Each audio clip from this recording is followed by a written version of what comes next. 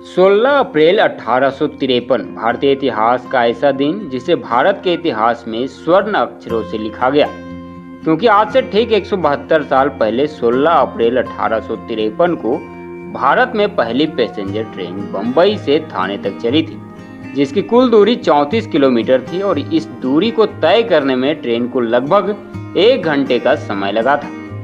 देश के इस पहली पैसेंजर रेलगाड़ी में कुल 400 यात्रियों ने सफर किया था।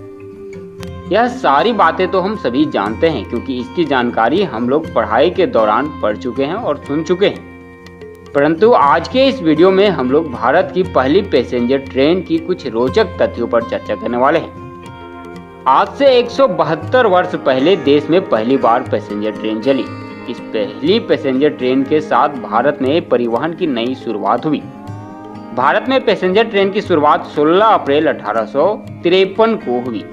इस ट्रेन का नाम था डेक्कन क्वीन।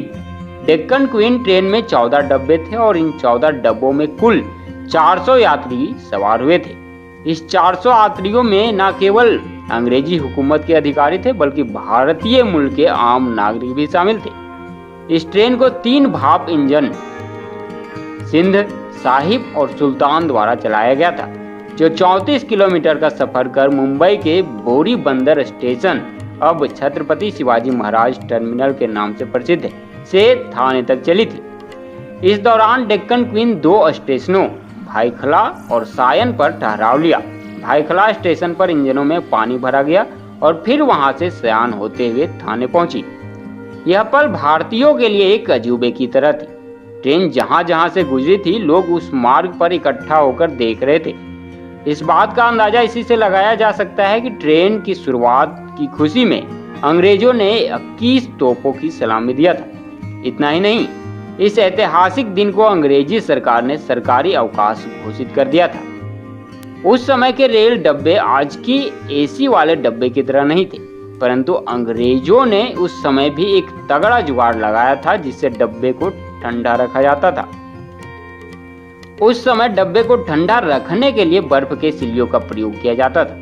बर्फ को फर्श के नीचे रखकर डब्बे को ठंडा रखा जाता था। इस तरह के डब्बे फर्स्ट क्लास होते थे और इसमें केवल अंग्रेज अधिकारी ही सफर कर सकते थे।